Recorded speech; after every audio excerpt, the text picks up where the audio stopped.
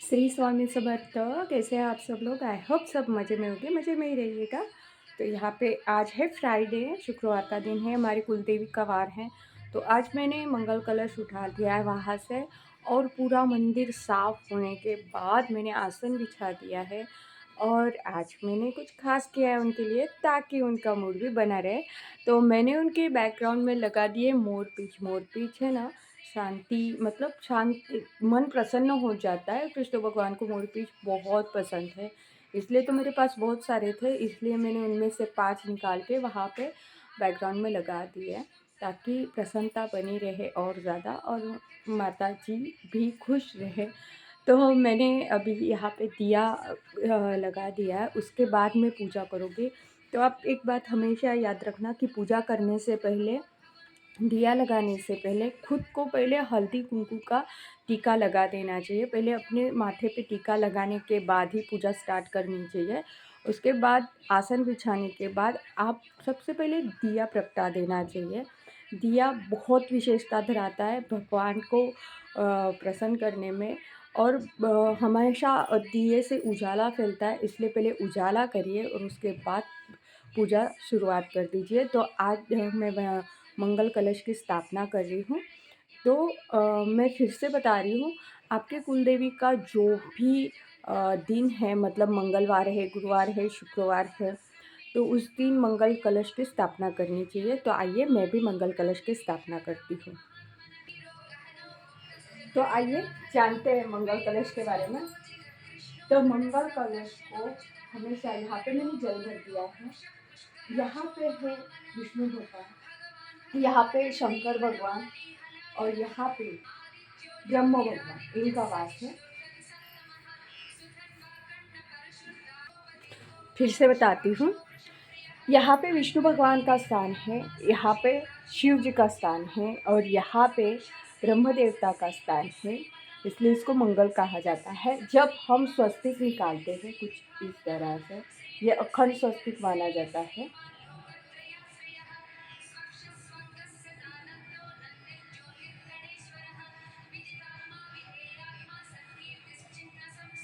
स्वस्तिक कभी खाली नहीं रखना चाहिए।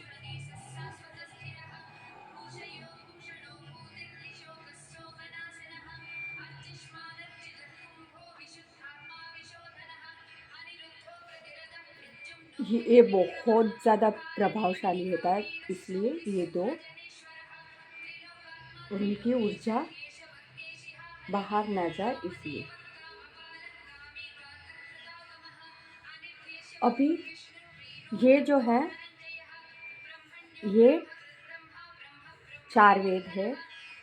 1, 2,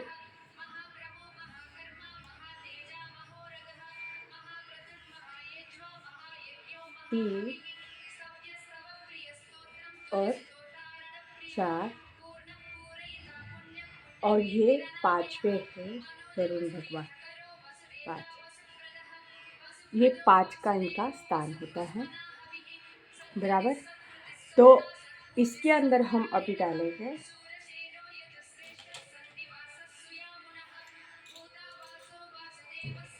हल्दी, कुमकुम,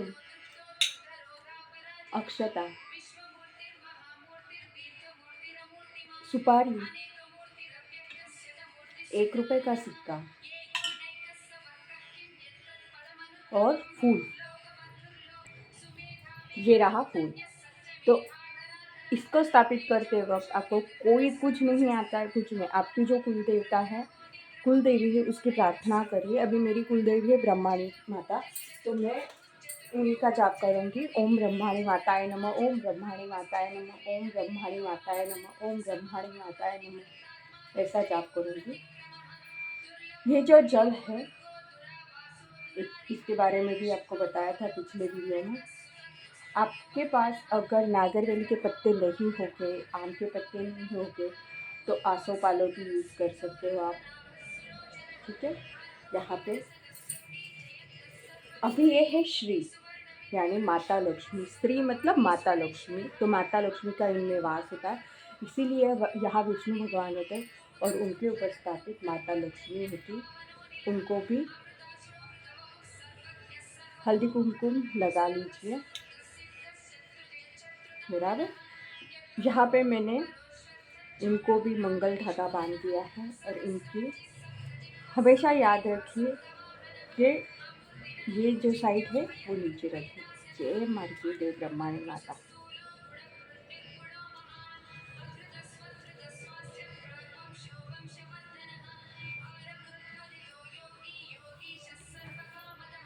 तो यहाँ पे मैंने अपने मंगल कलश की स्थापना कर दी हुई है। अभी मैं इनका जाप करूँगी। मेरी कुलदेवी ब्रह्माणी माता है। तो देखिए, कलश रखने के बाद मंदिर को एक अलग ही उसकी काया पलट होगी, उसके अंदर प्रसन्नता आ गई है और एक अलग तेज दिख रहा है आपको।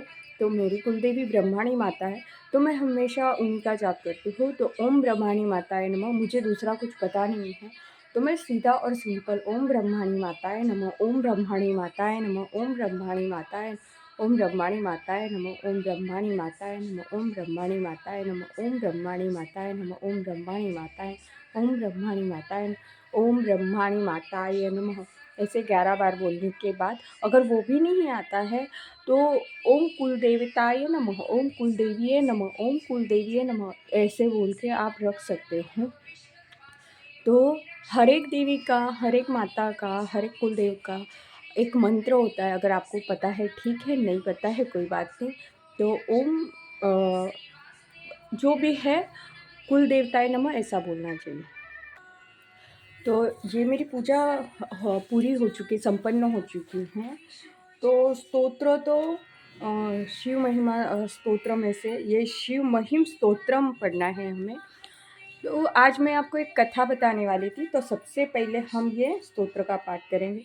रुद्र मंत्राय शंकराव अभिषेक कर। एक मिनट, हाँ, एक मिनट देखिए। दारिद्र्य दुख धनम शिव स्तोत्रम। स्तोत्र का नाम है श्री गणेशाय नमः। अथ श्रीमद शिवाय नमः। अद्य पूर्वोच्चरित वर्तमान एव गुण विशेषण विशिष्टाया शुभम पुण्य स्थित्यो मम अभिस्मित कामना सिद्ध्यर्थे शिव स्तोत्रम जपम मह करेसे। विश्वेश्वराय नरकांतारणाय कर्णामृताय शिशेखर धारणाय कर्पूर कांति धवलाय जटाधराय दारिद्र्य दुख दहनाय नमः शिवाय। गौरी प्रियाय रजनी कलशधराय कालांतकाय भुजंग दीपकम कंकनाय गंगाधराय गजराज विमूर्दनाय दारिद्र्य दुख दहनाय नमः शिवाय। भक्ति प्रियाय भव रोग भयापहाय उग्राय दुर्ग भव सागर तरनाय ज्योतिर्मयाय गुणा नाम स्मृत नित्यकाय दारिद्र्य दुख दहनाय ओम नमः शिवाय। चर्माम्राय शिव भस्म विलोपनाय भाले शनाय मणिकुंड मंडिताय मंजिरपाद युगलाय जटाधराय दारिद्र्य दुख दहनाय नमः शिवाय। पंचागनाय फणिराज विभूषणाय हेमाशुकाय भुवन मंडिताय आनंद भूमिवरदाय तमोमयाय दारिद्र्य दुख दहनाय नमः शिवाय। भानुप्रियाय भवतारणाय कालांतकाय कमलासन पूजिताय नेत्रनाय शुभ लक्षण लक्षिताय दारिद्र्य दुख दहनाय नमः शिवाय। रामप्रियाय रघुनाथ वरप्रदाय नागप्रियाय नरकांगनवतारणाय पुण्येषु पुण्यभरिताय सुरुचताय दारिद्र्य दुख दहनाय नमः शिवाय। मुक्तेश्वराय फलदाय गणेश्वराय गीताप्रियाय वृषभेश्वराय मातंग चर्मसनाय महेश्वराय दारिद्र्य दुख दहनाय नमः शिवाय। वशिष्ठेन कृत स्तोत्र सर्व रोग निवारणम सर्व संकल्प कर शीघ्र पुत्र पौत्र दिव्य धर्म स्त्री संध्येच पटे नित्य सह नित्य स्वर्गम वाम्य युताय इति श्री वशिष्ठ विचरित दारिद्र्य दुःख शिवस्तोत्र संपूर्ण। द्वादश ज्योतिर्लिंगांनी सौराष्ट्र सोमनाथांच्या श्रीशैल्ये मल्लिकार्जुने उज्जैनी महाकाले ओंकारे ममरेश्वरम परल्य वैद्यनाथांच डाकिन्य भीमशंकरम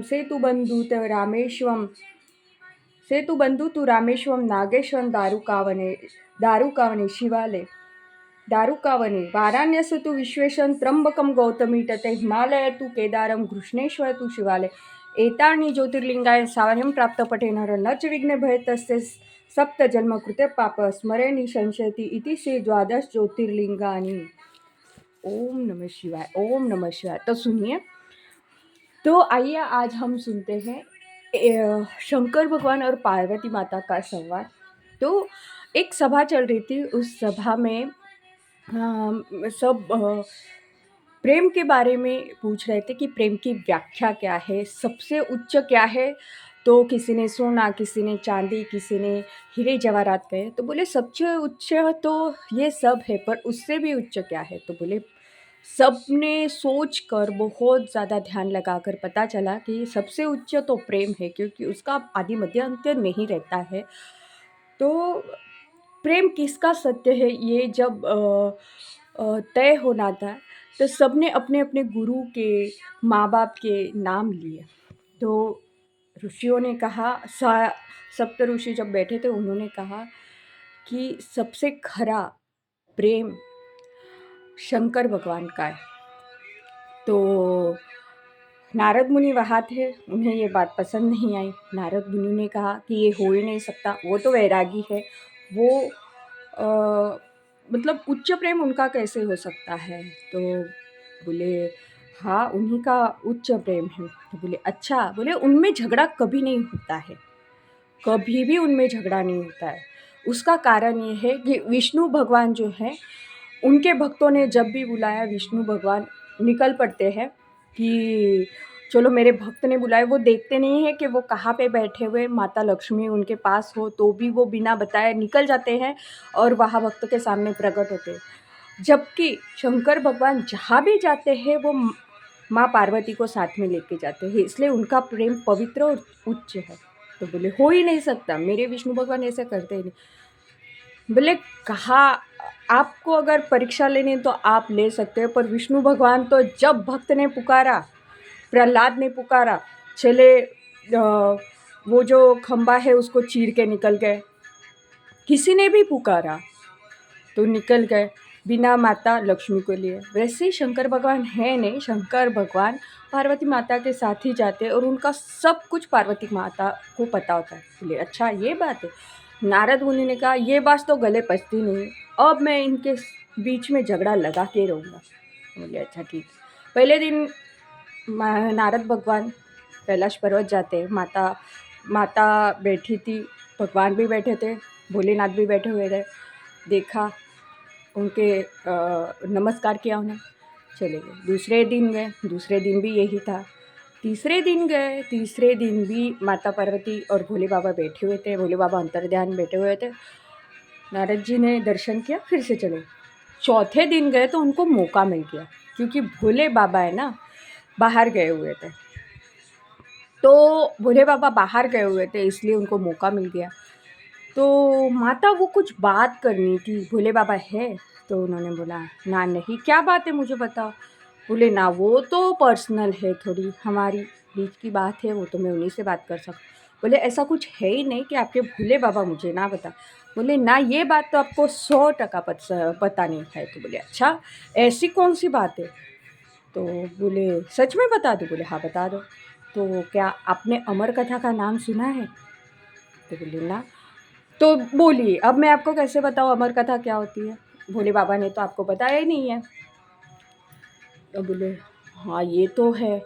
तो नारद मुनि वहाँ से बोले माता बाबा आए तो उनको बोलना मेरा प्रणाम बता देना, और बाबा आएंगे तो मैं फिर से आऊँगा। नारद मुनि थे, निकलने लगे और मन में ही मन में बोले मेरा काम तो सफल हो गया, हो गया।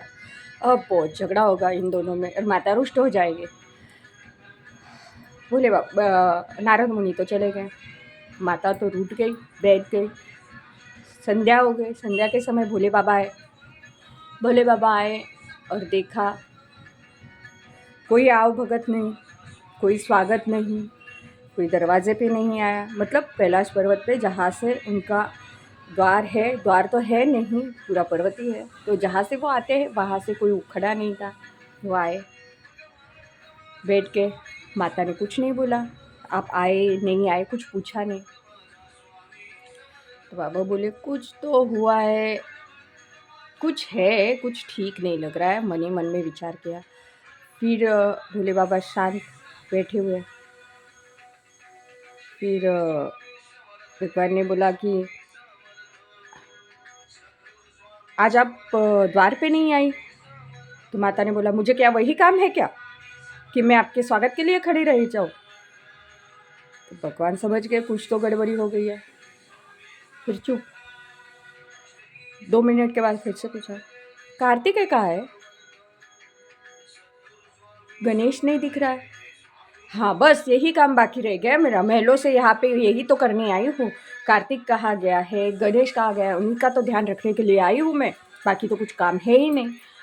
तो बस भोले बाबा को अब यकीन हो गया कुछ तो गड़बड़ी हो गई है, माता रुष्ट है, पार्वती रुष्ट हो गई है, क्या बात है। इसलिए उन्होंने आंखें बंद की और ध्यान करने की कोशिश की कि हुआ क्या। फिर उन्हें पता चलता है कि नारद जी आ गए थे। फिर वो हंसे और बोले ब्राह्मण देवता आपने तो अपना काम किया पर मेरा काम होने वाला है उसका है क्या, चलो ठीक है कोई नहीं। फिर बोलते पार्वती आज तुमने भांग नहीं पिलाई। माता एक नज़र गुस्से से देखती और बोलती हाँ बस महल से ब्याह के यही इसीलिए तो लाए थे, आपके लिए भांग घोटूँ, आपके गणेश के लिए लड्डू बनाऊँ, कार्तिक के लिए खीर बनाऊँ, बस यही काम तो बाकी रह गया मेरे जीवन में, बाकी तो कुछ हो रहा ही नहीं है, बस अभी यही बाकी रह गया और मैं और कुछ काम है ही नहीं, बाकी सब बातें छुपा के रखी है। तो बोले पार्वती तू बता तो सही। तो अच्छा ठीक है आप कुछ छुपाते नहीं हैं? बोले नहीं तुझसे तो प्रिय कुछ नहीं छुपाता। नहीं एक तो बात है छुपाइए। तो बोले क्या? तो ये अमर कथा क्या है? भगवान बोले कि ब्राह्मण देवता आपने लड़ाई करवाई तो कराई, वो भी अमर कथा के बारे में। अच्छा ठीक है। माता तो भगवान तो बोले कि वो ऐसे नहीं सुनते। बोले कैसे सुनते हैं? फिर से रुष्ट हो गए माता। तो बोले थोड़ी भांग मिल जाती तो। हाँ बस यही काम बाकी रह गया। तो उसके कुछ 2 शब्द मुझे याद है। पार्वती माता बोलती है भोला तू भंडारी नित खोटत खोटत हारी। भोला तू भंडारी नित खोटत खोटत हारी। तेरी एक नहीं कही जाए रे, तेरे रोज रोज के घोटन से मेरे हाथ तो छीले जाए। भोला तू भंडारी। ये भजन बहुत बड़ा है। ये भजन मुझे जितने वर्ड्स आते वो बोले मैंने। तो बोले ठीक है आपको सुननी है? बोले हाँ। तो पूरी मन लगा के सुननी पड़ेगी। तो बोले हाँ ठीक है। तो उन्होंने माता से वचन लिया कि जब मैं कथा सुनाऊंगा तब आप मुझे प्रत्युत्तर देती रहेंगी। तो बोले हाँ ठीक है। तो आगे की कथा हम कल सुनेंगे, अमर कथा। तब तक के लिए श्री स्वामी समर्थ। स्वस्थ रहिए, मस्त रहिए और अपने भगवान में रमणीय रहिए, उनकी पूजा में, सेवा में। श्री स्वामी समर्थ।